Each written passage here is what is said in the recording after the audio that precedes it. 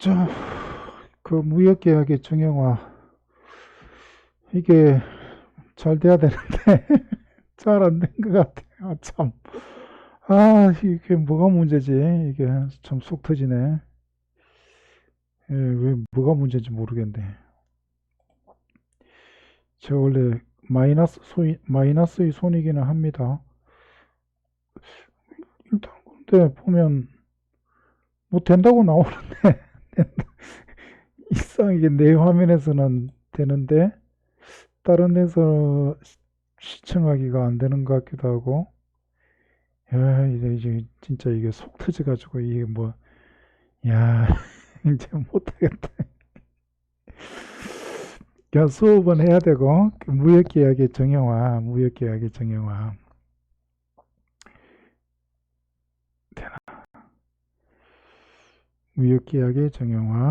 제가 일단은 또 테스트하는 김에,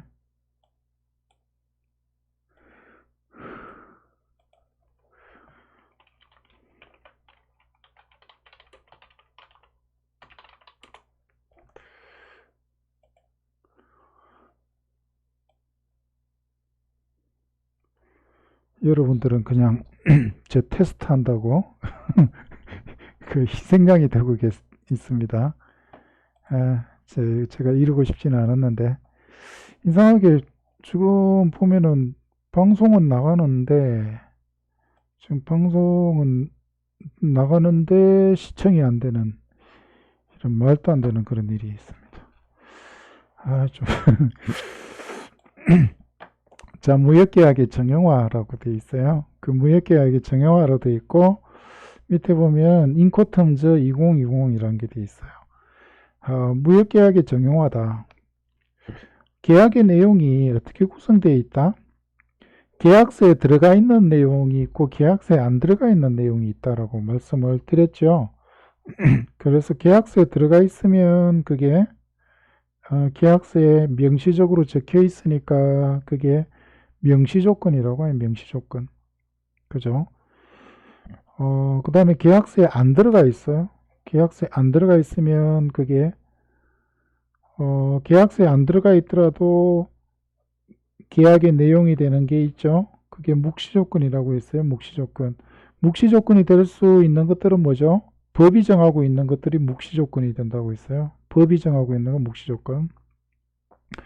그 다음에 법이 정하는 거 말고 계약서에다가 그 어떤 관행이나 관습을 계약에다가 집어넣는 경우가 있어요. 그래서 관행이나 특정 관습을 계약에다 팍 집어넣게 되면 그 관습 안에는 많은 내용들이 들어있는데 그 관습이 가지고 있는 그 내용들이 뭐라고요? 다 계약서 안에 들어간다라는 거예요. 자, 무역계약의 정형화라고 되어 있는 저 부분은 뭐냐면 계약서에는 적혀져 있지 않으나 계약의 내용이 되는 그런 묵시조건들하고 관련이 되어 있는 거예요. 그런 묵시조건들하고 관련되어 있는 거. 자, 정형거래 조건 했을 때 제가 정형거래 조건 중에서 두 가지를 제가 그 많이 얘기를 했어요. FOB라는 정형거래 조건과 CIF라는 정형거래 조건 두 가지를 이렇게 많이 얘기를 갖다 했는데 FOB나 CIF 이런 것들이 말하자면 관습이에요. 관습. 자, 그러면 여러분 관습이 뭔지 한번 생각해 볼까요? 관습이 뭐다? 관습은 어디에서 이렇게 많이 생겨요? 사람들이 살아가다 보면 관습들이 이렇게 생겨나지요. 사람들이 살아가다면 여러 가지 관습들이 생겨나요. 그 중에 관습들 중에 뭐 제사 지내는 거? 이런 것들도 관습인 것 같아요. 그래서 뭐 집집마다 이렇게 다르기는 하지만 제사상 차리는 방법이라든지 이런 것들, 그 다음에 제사를 지내는 의식이라고 할까나, 어떤 식순, 이런 것들이 관습적으로 이렇게 생겨났죠. 법에 적혀져 있지는 않은데, 생겨났어요. 그리고 그 제사 지낼 때, 그 제사나 차례상을 차리는 그런 방법, 그 다음에 제사나 차례를 지내는 그런 순서, 이런 것들을 보면, 그런 것들이 어떻게 관습인데 그 관습들은 또 집안마다 틀리고 그 다음에 지역마다 이렇게 다르고 그럴 거예요. 자, 그런 것들이 이렇게 관습으로 생기는데 그래서 뭐 예를 들어서 안동 김씨 안동 김씨 그 집안에서 그 차례상을 차리는 방법이 이렇게 형식이 정해져 있을 거예요. 그래서 안동 김씨식 차례상 차리는 그런 방법이 있을 거고 그 다음에 뭐 풍량조씨 식으로 이렇게 차례상을 뭐 차리는 그런 방법도 이렇게 관습으로 이렇게 들어오게 생겨난 거예요. 그렇다고 해서 제가 풍량조씨는 아닙니다. 자, 그래서 그런 관습들이 이렇게 생겨나는데 그래서 뭐 쉽게 얘기해 보면 그 안동 김씨의 차례상 차리는 방법이라고만 얘기를 갖다 했을 때 그 안에는 안동 김씨의 차례상 차리는 그 방법에는 그 음식이 어떻게 배열되는지 그런 순서들이 그 안동 김씨 차례상 차리는 방법 안에 뭐라고요? 다 들어가 있는 거예요. 그래서 안동 김씨식으로 안동 김씨 차례상 차리는 방법은 안동 김씨 안에서 생겨난 뭐예요? 관습이라고 이렇게 보면 되는 겁니다. 그 다음에 풍량조씨는 풍량조씨 안에서 생겨난 뭐니까 관습이라고 이렇게 보시면 되는 거예요. 그래서 그리고 뭐 경상도식 뭐 차례상 차리는 방법이다라고 하면 경상도에서 주로 쓰는 방법이 있고 전라도식이다라고 하면 전라도에서 주로 쓰는 방법인데 그런 것들은 각 지역의 특색, 그 다음에 각 지역의 환경, 상황 이런 거에 따라서 이렇게 달라지게끔 될 거예요. 자, 그러면 그런 관습들이 뭐 제사 지내는 그런 관습들이 있겠어요? 그게 아니고 무역거래에서도 관습들이 이렇게 많이 생겨난단 말이에요. 자, 무역거래에서도 관습들이 이렇게 쭉 이렇게 많이 생겨나는데 무역거래에서 생겨나는 그런 관습들 같은 경우에는 우리가 일단은 저번 시간까지 공부했는 것은 무역계약의 기본 조건이에요. 자, 무역계약의 기본 조건은 어디에 들어가는 거예요? 계약서에 들어가는 거예요. 그래서 계약서에 들어가는 그 조건들 같은 경우에는 관습으로 만들어지거나 정형화되지가 않은 거예요. 계약마다 다 틀리고 계약마다 따로따로 정하는 거예요. 그래서 여기에서 나와 있는 것처럼 정형화되는 그런 것들이 아니란 말이에요. 아시겠죠? 그래서 저번 시간까지 공부를 했던 그 계약서의 내용이 되는 매매계약의 조건들이다 라고 하면 그것들은 어디까지나 뭐라고요? 당사자들이 일일이 세부적으로 정하는 것이지 정형화되는 그런 성질의 것이 아니다 라는 겁니다.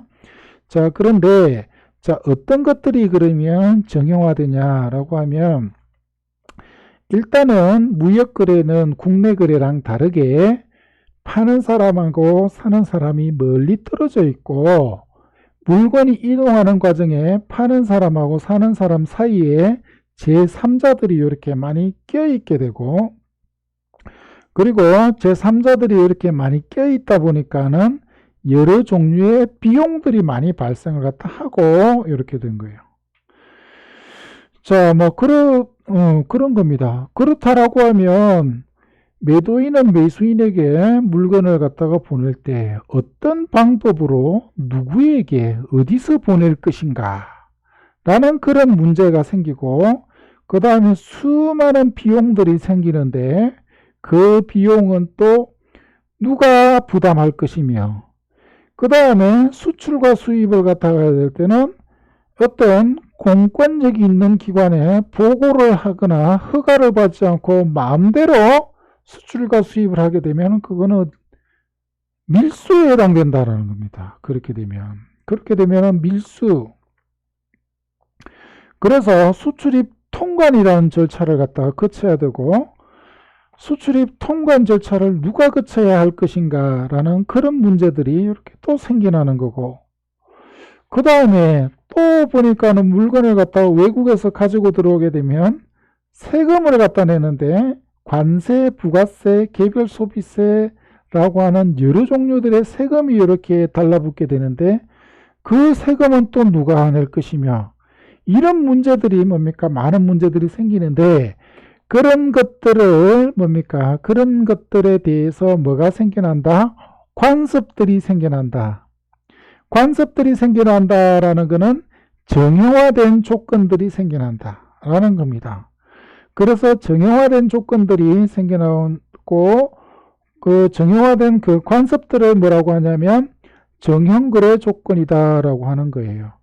그래서 물건을 갖다가 어떻게 보낼 것이며, 어떻게 인도할 것이며, 수출입 통과는 누가 할 것이며, 운송계약이나 보험계약은 누가 체결할 것이며, 그 다음에 관련된 세금은 누가 낼 것이며, 뭐 위험은 어디에서 이전할 것이며, 이런 것들하고 관련되어 있는 관습들이 여러 종류가 생겨나더라라는 거예요. 자, 그래서 가장 먼저 생겨난 그거랑 관련된 가장 먼저 생겨난 게 FOB라고 하는 정형거래 조건이 가장 먼저 생겨났어요. 그래서 FOB라는 정형거래 조건은 아주 옛날에 상인들이 물건을 갖다가 배 타고 가서 물건을 갖다가 골라서 직접 가지고 올 때 생겨났던 정형거래 조건이 FOB 조건이에요. FOB 조건. 그래서 원래 FOB 조건은 일단은 그 상인들이 모험을 하죠. 모험을 하는 모험 상인들이 배를 빌리거나 자기 배를 끌고 가요. 자, 빌리거나 자기 배를 이렇게 끌고 가서 물건을 갖다 사올 만한 곳에, 사올 만한 곳이다라고 하면 말하자면 수출지, 판매지, 수출지가 되겠죠. 출발지 가서 물건을 갖다가 보고 마음에 드는 것들이 있게 되면, 그걸 갖다가 물건을 갖다가 마음에 드는 것들이 있게 되면 물건을 그 자기가 끌고 온 배 위에다가 본선에다가 적재하게끔, 선적하게끔 이렇게 지시를 하는 거예요. 지시를 갖다 하게 되고, 그렇게 지시를 갖다 했을 때 본선에 물건이 딱 놓여졌을 때, 그때 본선에 물건이 딱 놓여졌을 때, 그때 현물하고 그 무역 대금하고 교환을 하는 거예요. 대금 지급과 물품 인도가 매수인이 끌고 온 선박 위에서 뭡니까? 서로 교환되는 그런 관습이 제일 먼저 생겼는데, 그게 FOB라는 관습이에요. FOB. 그래서 FOB가 무엇을 줄였냐면 Free on Board라는 뜻이에요. Free on Board. 그래서 free는 자유로워진다 이런 뜻이고, on board 하게 되면 BOARD, 여기서 말하는 보드는 그 선박의 갑판 위를 뜻해요. 갑판 위. 갑판을 보드라고 하거든요. 그러면 free on board가 되면 그 선박의 본선에다가 갑판에다 물건을 갖다 딱 두면 인도 매도인의 입장 파는 쪽에서는 인도 의무를 이행하게끔 되는 거고, 그때 갑판상에 물건을 탁 두어졌을 때 매수인이 매도인에게 대금 지급을 갖다 하는 그런 뭡니까? 정형거래 조건이 생겼는데, 그게 FOB예요. 그런데 그 FOB에서 보니까는 뭐라고요? 제가 배를 누가 마련했어요? 매수인이 배를 끌고 온다든지 빌려왔어요. 끌고 온다든지 빌려왔으니까 매수인이 배를 끌고 오거나 매수인이 배를 빌려왔어요. 이렇게 됐으니까 운송을 수비하거나 운송계약을 체결하는 것은 누구 몫이에요? 매수인의 몫이었다라는 거예요. 운송계약. 그 다음에 운송계약을 매수인이 체결했으니까는 관련되는 뭡니까? 운반비는 누가 부담하는 조건이 돼버린 거예요? 매수인이 부담하는 조건이 돼버린 거예요. 그래서 기본적으로 FOB 생겨났을 때, 원래 FOB랑 시간이 지나서 지금 현재 FOB는 성격이 좀 많이 달라지기는 했어요. 달라졌어요. 달라졌는데 원래 FOB에 FOB를 이렇게 보게 되면 FOB 안에 보니까는 FOB로 하자라고만 딱 하게 되면 뭐가 결정이 됐냐면 물건을 인도하는 장소가 어디에 됐어요? 본선상이 돼 버렸죠. 돈을 주는 그 시기는 뭐라고요? 본선상에 놓여졌을 때 돈을 주는 그런 내용들이 FOB에 들어가 있고, 그 다음에 운송계약을 체결하고 운임을 매수인이 낸다라는 것도 뭐라고 FOB 안에 들어가 있어요. 그래서 정형거래 조건이 FOB라는 게 이렇게 생겼고 FOB를 계약에 선택하게 되면 뭐라고요? 어디서 물건을 인도할지, 그 다음에 운송비를 누가 부담할지, 위험은 어디에서 이전할지 이런 것들을 뭡니까? FOB 안에서 다 담고 있단 말이에요. 그래서 계약을 체결할 때 계약서에 FOB만 딱 들어가더라도 뭐고요? FOB가 담고 있는 뭡니까? 관습, FOB라는 정형거래 조건 그 관습이 가지고 있는, 품고 있는 모든 내용들이 뭐라고요? 계약 안으로 이렇게 다 들어가게끔 된다라는 거예요. 자, 그래서 제일 처음에 생겨난 그 정형거래 조건이 FOB인데, FOB는 현대에도 이렇게 많이 써요.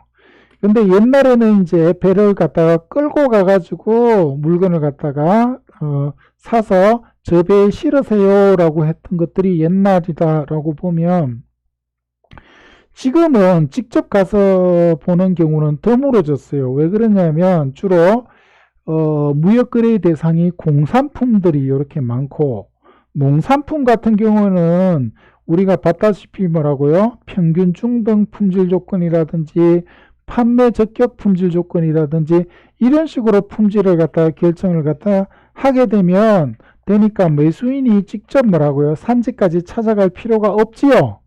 자, 산지까지 찾아갈 필요 없으니까 현대적인 의미의 FOB는 뭐라고? 배를 끌고 가는 건 아니고 운송계약만 체결을 갖다 한다, 운임만 낸다, 이렇게로 바뀌어버린 거예요. 그래서 현대적 의미의 FOB 같은 경우에는 배가 매수인이 그 계약을 체결한 배가 뭐라고요? 수출지에 도착을 갖다 했을 때 그 배 위에 뭐라고요? 물건을 실어주는 그 개념이 현대적 의미의 FOB가 된 것이다 라고 보시면 돼요. 그래서 매수인의 입장에서 그 무역 실무를 잘 알고 그 다음에 운임을 싸게 받을 수 있다라고 하면 뭐라고요? 매수인이 운송계약 체결하고 FOB 조건으로 계약을 갖다가 맺으면 돼요. 그래서 FOB 조건으로 계약을 맺게 되면 수출 통과는 매도인이 하고 수입 통과는 매수인이 하고 운임은 주 운임은 매수인이 운임을 갖다가 내고 뭐 매수인이 운송계약을 체결하고 그 다음에 물건이 파손되거나 멸실되었을 때 손해부담하는 걸 갖다가 뭐라고 해서 위험부담이라고 하죠. 그래서 본선에 올라갈 때까지는 매도인이 위험을 부담하고 본선에 올라가고 나서부터는 매수인이 위험을 부담한다. 이런 내용들이 다 어디에 들어가 있어요? FOB 안에 들어가 있고 계약서에다가 FOB를 적어놓게 되면 FOB가 담고 있는 그 내용들이 계약서로 다 들어가게 된다는 거예요. 자, 그래서 FOB가 생겨나고 나서 그 뒤에 이제 또 보다 보니까는 이제 사실 또 운송계약이나 보험계약은 누가 체결하는 게 편하냐면 수출상이 체결하는 게 편해요. 보내는 쪽에서 선박 수배해가지고 보내는 게 훨씬 편하거든요. 그러다가 보니까 생겨난 게 뭐예요? CIF라는 관습이 나중에 생겼어요. 그래서 CIF 같은 경우에는 운송계약하고 보험계약을 매도인이 체결해서 이걸 갖다가 보내줘요. 그래서 운송계약과 보험계약을 매도인이 체결해서 보내주다 보니까 주 운송구간에 대해서 운임까지 뭐라고요? 매도인이 부담해요. 자, 주 운송구간에 대한 운임을 매도인이 부담을 갖다 하다 보니까는 어떻게 하는 거예요? 매도인이 매수인에게 청구하는 금액 안에는 뭐라고요? 운송비를 포함해서 청구를 갖다가 한다라는 거예요. 그래서 매도인이 매수인에게 그 청구하는 물건값이 가령 예를 들어서 100만 원이다 라고 하면 그 100만 원 안에는 뭐라고요? 운송비까지 다 포함이 되어 있는 겁니다. 자, 다시 한번 앞으로 되돌아와서 FOB로 가볼게요. FOB는 이제 매수인이 운송계약을 체결하고 매수인이 물건을 갖다 가져가는 그런 개념이다라고 했어요. 그러면 FOB 조건에서 가격이 100만 원이다라고 하면 FOB에서 100만 원이다라고 하면 매도인이 매수인에게 청구하는 그 100만 원에는 운임이 포함이 돼 있어야 안 돼 있어야 안 돼 있고 100만 원을 갖다가 청구를 하는 거예요. 그래서 FOB 조건일 때 100만 원이다 라고 했을 때는 매수인은 100만 원을 매도인에게 주고 별도로 뭐라고요? 운임과 보험료를 갖다가 들여서 물건을 갖다가 가져와야 된다라는 거예요. 그런데 CIF 조건에 100만 원으로 되어 있으면 어떻게 되는 거예요? CIF 조건에 100만 원? CIF 조건에 100만 원이다라고 하면 매도인이 매수인에게 청구한 그 금액 안에는 뭐라고요? 운임과 보험료까지 같이 다 청구를 갖다 했으니까 매수인은 쉽게 얘기해서 물건을 뭐 하면 되는 거예요? 받기만 하면 된다라는 거예요. 운송비랑 관련해서는요. 자, 그래서 FOB라는 관습, CIF라는 관습 이런 것들이 생겼고 그 외에도 뭡니까? 9개가 더 있어요. 그래서 총 11개 종류의 정형거래 조건이 이렇게 있습니다. 그래서 11개 중에서 매도인과 매수인은 자기네들이 계약하는 그 계약과 관련해서 유리하게 생각되는 그 조건, 그죠? 유리하게 생각되는 그 조건대로 이렇게 그 계약을 체결하면 돼요. 그래서 그 계약 당사자가 FOB가 좋을 것 같다라고 하면 FOB로 계약을 체결하면 되고 CIF로 계약을 체결하는 것이 좋다라고 생각하면 CIF로 계약을 체결하면 되겠다라는 거예요.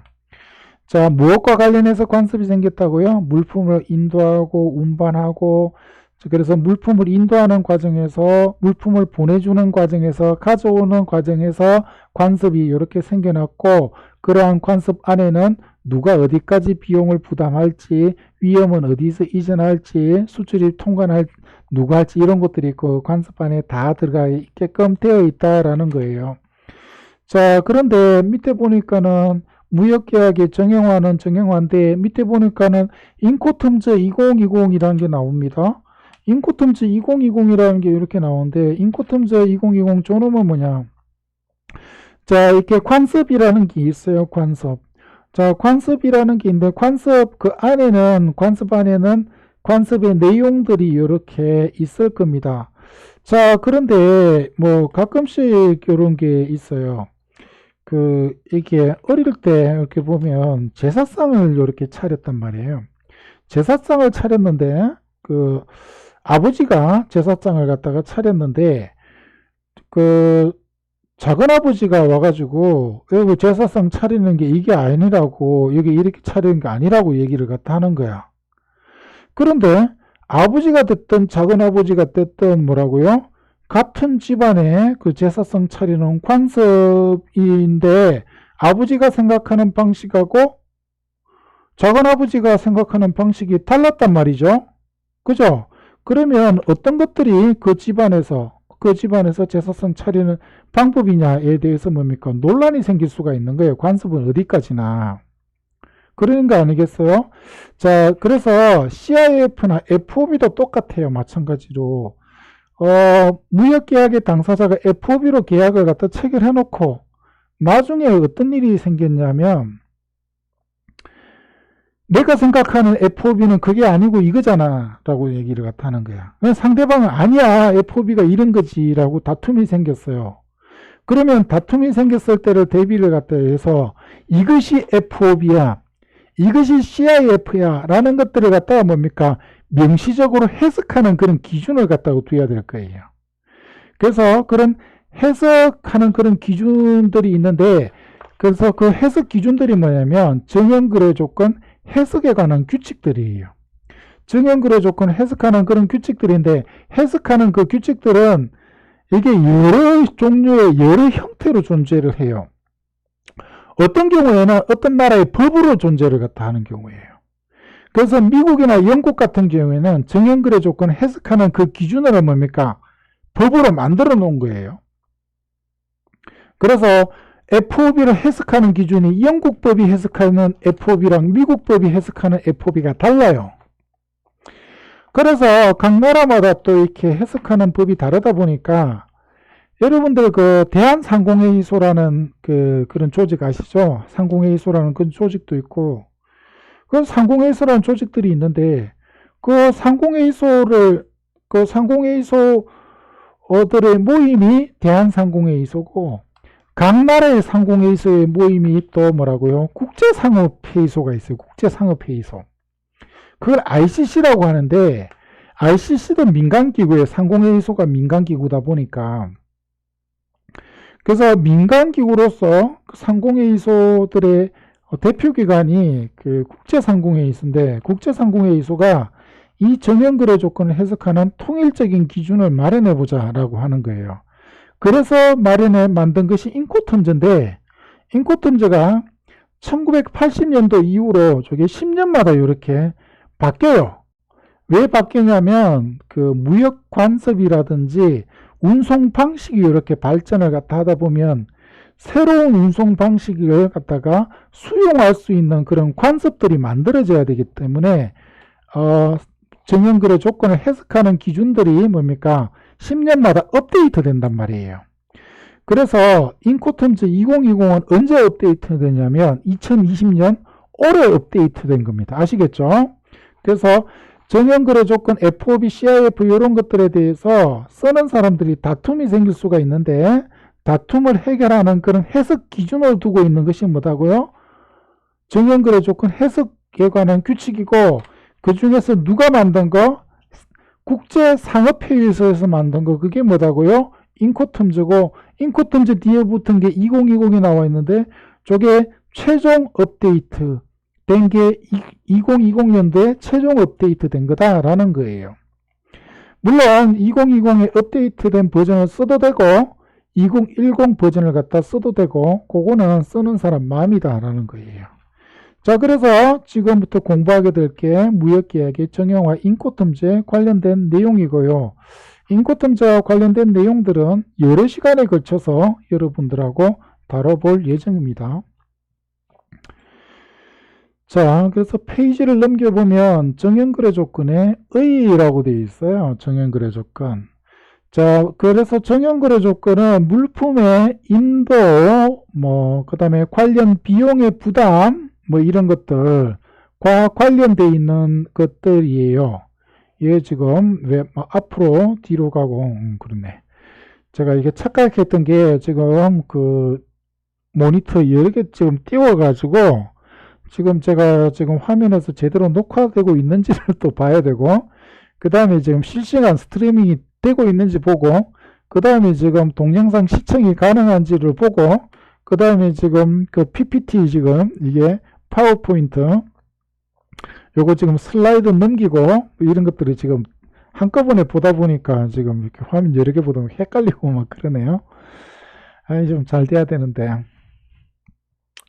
자, 그래서 그 정연거래 조건이 뭐냐라고 하면 정연거래 조건에 의해서 정형화되는 것은 물건이 그 매도인과 매도인으로부터 매수인이 흘러가는 과정에서 그 운송계약은 누가 체결하고 운임은 누가 내고 그 다음에 매도인은 운송인에게 어떻게 인도를 갖다 할 것이며 수출 통과는 누가 하고 수입 통과는 누가 하고 관세는 누가 내고 이런 것들하고 관련된 관습이 생겼다. 그런 관습들이 생겼는데 그 관습을 뭐라고요? 정연거래 조건이라고 한다라고 해요. 그래서 정연거래 조건이 여러 가지가 생겨났는데 각각의 정연거래 조건은 알파벳 3글자로 되어 있어요. FOB, CIF, FCA, EXW, DDP 이런 식으로 해가지고 3글자로 이렇게 되어 있어요.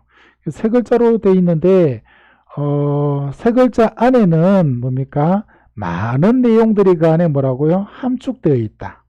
많은 내용들이 함축되어 있고 계약 당사자가 어느 하나를 선택하게 되면 그 정연거래 조건이 함축하고 있는 그 내용들이 전부 다 뭐라고요? 계약의 내용이 된다.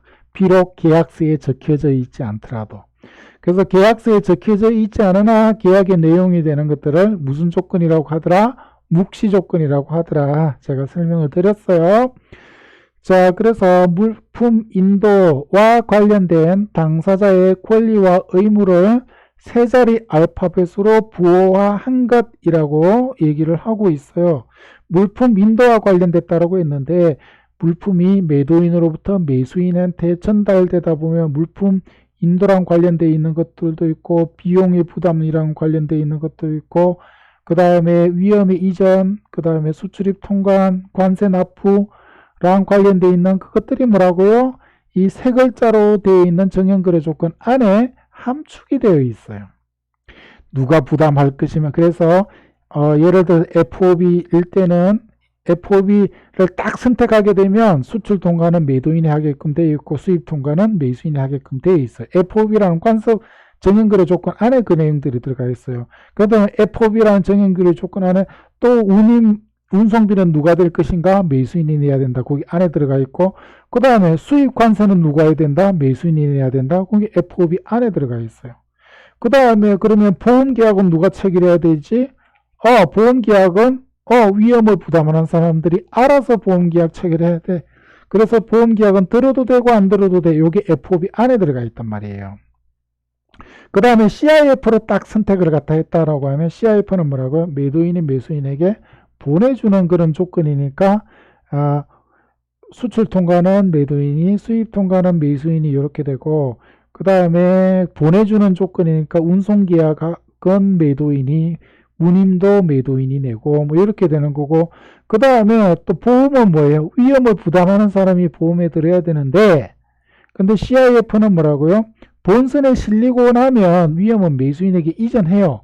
그래서 그 선적항, 그러니까 수출 항구에 본선에 실게 되면 위험은 매수인에게 이전하지만, 그래서 운송하는 구간, 운송 구간 동안에 위험은 매수인이 부담을 하지만 매도인이 이렇게 보험을 갖다가 들어주는 조건이에요. 그래서 CIF는 보험 계약을 매도인이 체결하고 보험료도 매도인이 내는 그런 것들이 CIF 안에 다 들어가 있다라는 겁니다. 아시겠죠? 자, 그래서 부호화되는 당사자의 의무라고 되어 있는데 물품을 어디서 어떻게 인도를 갖다 하고 인도했다는 것을 어떻게 입증하느냐, 요게 정형거래 조건 안에 들어가 있죠. 그 다음 운송계약이나 보험계약은 누가 체결해야 되고 수출입 통과는 누가 해야 되고 위험은 어디서 이전되고, 다시 말해서 어디서 어디까지 매도인이 위험을 부담하고 어디서부터 매수인이 위험을 부담하고 이런 것들도 들어가고요. 그 다음에 비용은 여러 종류의 비용이 발생하는데 어디까지 발생한 비용을 매도인이 부담할 것인가, 어디서부터는 매수인이 부담할 것인가, 이런 것들도 정형거래 조건 안에 함축이 되어 있다라는 거예요. 그리고 정형거래 조건 그래서 정형거래 조건 FOB로 했다, CIF로 했다라고 하더라도 뭐라고요? 나중에 다툼이 생길 수가 있으니까 그 다툼에 대한 해석 기준으로 두고 있는 것들이 정형거래 조건 해석에 관한 규칙이다라는 거예요. 그래서 정형거래 조건 해석에 관한 규칙 중에 대표적인 거 여러 개를 보면 영국식으로 해석해주는 규칙이 있고요. 그 다음에 CIF 계약에 관한 와르소 옥스포드 규칙이 있어요. 근데 어느 분이 또 저기 바르샤바라고 안 읽었다고 막 얘기를 갖다 하던데, 저거는 요 법을 읽을 때는 바르샤바 옥스포드로 안 읽고 와르소 옥스포드로 오히려 더 많이 읽습니다. 자, 그래서 바르샤바 CIF 계약을 해석해주는 기준으로 유명한 게 바르샤바 옥스포드 규칙, 와르소 옥스포드 규칙이 있어요. 그래서 저기서 해석해주는 그런 기준이 있고, 그런데 우리가 알아야 될 것들은 밑에 보면 정형거래 조건 해석에 관한 규칙, 저것도 정형거래 조건 해석에 관한 규칙, 저것도 CIF를 해석하는 그런 기준을 갖다 두고 있거든요. CIF를 우리가 열심히 공부를 할 거고, 저기 CIF에 관한 와르소 옥스포드 규칙 저놈은 사실 거의 안 써요. 인코텀즈가 나오면서 거의 안 쓰니까 그렇게 알고 계시면 되고요. 밑에 그 개정 미국 무역정이라고 되어 있죠. RAFTD, Revised American Foreign Trade Definition이라고 되어 있는 저거 그 개정 미국 외국 무역정이 개정 미국 무역정이라고 되어 있는데 개정 미국 외국 무역정이에요. 외국 무역정이 Revised American Foreign Trade Definition이라고 되어 있네요. 요게 또 정형거래 조건을 해석해주는 그런 기준을 두고 있어요. 그런데 저게 그 개정 미국 외국 무역정이 저런 것들은 미국 법이고 이렇단 말이에요. 그래서 국제적으로 이렇게 많이 쓰이는 것은 아닙니다. 그래서 지금 현재 대부분 정형거래 조건을 해석을 할 때는 인코텀즈 가지고 해석을 갖다 이렇게 많이 합니다. 그래서 계약서에다가 정형거래 조건을 선택할 때 어떤 규칙으로 해석할 것인가까지를 갖다가 계약서에다 표시를 해야 돼요. 그래서 그 CIF라고 계약서에다 명시를 하면 안 되고요. 그 CIF 다음에 뭐 인코텀즈 2010 이런 식으로 표시를 갖다 해야 되지만 인코텀즈로 정형거래 조건을 해석하는 게 분명하게 분명해진다 뭐 이런 겁니다. 그런 것까지 여러분들도 잘 챙겨 두셔야 된다라는 겁니다. 자, 그래서 해석 규칙 간단한 그래서 매매 당사자는 의무는 다양하기 때문에 계약시마다 일일이 열거하는 것들은 어려우니까 그냥 정형거래 조건을 씁시다라는 겁니다. 자, 이렇게 계약의 기본 조건은 정형거래 조건을 쓰면 안 돼요. 품질 조건, 수량 조건, 가격 조건 이런 것들은 정형거래 조건으로 할 수 있는 게 아닙니다. 자, 그래서 정형거래 조건도 막 하니까 통일적인 기준이 이렇게 필요하죠. 통일적인 기준이 이렇게 필요한데 해석에 관한 국제규칙으로서 유명한 게 인코텀즈가 있어요. International Commercial Term이라고 되어 있어요. 자, International Commercial Term이라고 되어 있는데 제가 여러분들한테 숙제를 낼 거예요. 참나. 자, 이렇게 수업도 좀 하고 조금만 하고 적당히 하고 끝냈으면 좋겠고 그런데 숙제도 막 내고 그러면 싫어하죠. 싫어하는데 그 숙제는 딴 게 아니고 지금 정형거래 조건이 조건 하나하나가요. 사실은 굉장히 내용이 많고 복잡하고 그래요. 내용이 많고 복잡해서 제가 그걸 정확하게 다 설명을 드리려 그러면 이게 정형거래 조건 조금만 하더라도 한 학기가 끝나요. 거짓말 안 치고 조금만 하더라도 한 학기가 훌쩍 끝나는데 그래도 저게 설명이 이렇게 부족해요. 그런데 이제 정형거래 조건 중에서 좀 11가지 조건을 그래도 대충이라도 좀 알아야 되겠다. 그렇게 생각이 드실 분도 있을 거예요. 그래서 제가 정형거래 조건 11가지 조건에 대해서 영상을 따로 이렇게 제작을 해놨어요. 그래서 한 조건별로 어떤 거는 FOB나 CIF 같은 경우에는 한 2개, 3개로 이렇게 돼 있을 거예요. 그리고 나머지 간단한 것들은 좀 묶어서 이렇게 돼 있고요. 그래서 정형거래 조건이 11가지 정형거래 조건에서 동영상을 제가 제작을 갖다 해놨는데 숙제는 그 동영상을 갖다 여러분들이 한번 시청해 보시라는 게 숙제예요. 근데 지금 그 영상을 갖다 시청을 갖다 하시는 걸 이게 관세무역 아카데미 제가 채널에다가 올려놓은 게 아니고 눈먼카고라는 채널에다가 이렇게 올렸어요. 그 채널 솔직히 말씀드려요. 그 채널에 주인은 제가 주인이 아니에요. 제가 호스트가 아니고 게스트인데, 그런데 호스트 분, 눈먼카고라는 그분께서 이제 홍보는 안 하고 일단 영상을 이렇게 만들어놔요. 영상을 일단은 만들어 놓고, 나중에 이제 본격적으로 이제 업무에다 활용하고 그러시려고, 눈먼카고라는 그런 채널을 개설했는데, 그거는 이제 주로 해운 물류 있죠. 국제 운송에 관련되어 있는 특화되어 있는 그런 채널이에요. 거기서 제가 어떻게 보면은 운송 관련해서 제가 실무에 종사를 하지는 않았죠. 그런데 이제 눈먼카고 채널의 주인장께서는 한 30년간 해운 물류 업계에서 종사를 갖다 하신 분이에요. 29년, 30년 이렇게 하셨대요. 하셨는데 안 많게도 제가 법률적인 부분이나 법적인 부분이라든지 이런 것들은 제가 훨씬 더 이렇게 잘 알거든요. 법적인 그분들은 이제 실무에 대해서는 알지만 실무에 어떤 법들이 적용되고 어떤 부분을 갖다가 신경을 갖다 써야 되고 이런 것들은 좀 부족하세요. 그래서 제가 법적인 자문 이런 것들을 갖다 하고 그 다음에 정형거래 조건에 대해서 자료는 이제 그분이 준비를 갖다 하시지만 준비해둔 자료에 대해서는 제가 해설을 갖다 이렇게 다 해드려요. 그래서 가장 기초적인 내용들로 해서 짧게 영상을 갖다 제작을 갖다 한 게 있어서, 그래서 여러분들이 그 유튜버 눈먼카고 채널 검색, 그 유튜브에 들어가서 검색창 눈먼카고를 갖다 치시면 눈먼카고 채널에서 뭡니까 제공하는 그 영상들이 이렇게 쫙 떠요. 쫙 뜨면 그게 인코텀즈랑 관련되어 있는 영상들이 이렇게 규칙별로 이렇게 다 나와 있어요. 인코텀즈는 과연 무엇이며, 그 다음에 인코텀즈가 지금 최신 업데이트 버전이 2020이라고 했잖아요. 그래서 2020 버전, 그래서 2020 그 버전 있잖아요. 그 버전이 2010하고 무엇이 다른가부터 시작을 갖다 해서 각 규칙별로 이렇게 쭉 정리가 되어 있습니다.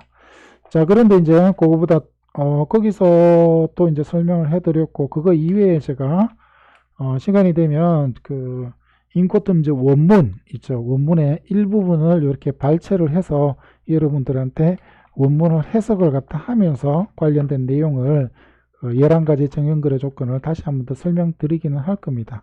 그 설명을 갖다 듣기 전에 여러분들이 그 영상을 갖다 보셔서, 영상은 둘이서 이제 이런저런 이야기를 갖다 하면서 이렇게 만들으니까 혼자서 일방적으로 얘기하는 것보다는 좀 덜 심심하게 이렇게 보실 수가 있을 겁니다. 자, 제가 제 얼굴 때문에 밑에 화면이 또 이렇게 가려져 있습니다. 그래서 정형거래 조건 해석에 관한 규칙 인코텀즈, 요게 굉장히 중요하다라는 겁니다.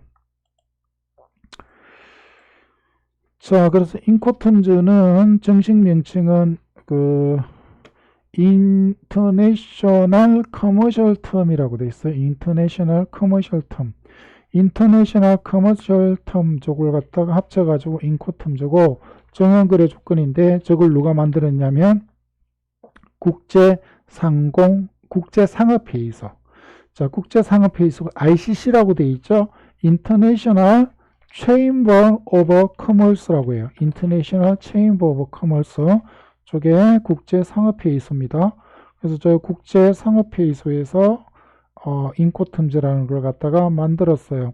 근데 저 국제상업회의소 저거는 국가가 아니죠. 그래서 민간기구입니다. 그래서 민간기구다 보니까 인코텀즈가 계약에 적용되기 위해서는 반드시 인코텀즈가 계약에 적용됩니다 라는 적용 문구를 집어넣어야 돼요. 제가 가끔씩 뭐 실수를 갖다 할 때도 있지요. 사람이다 보니까.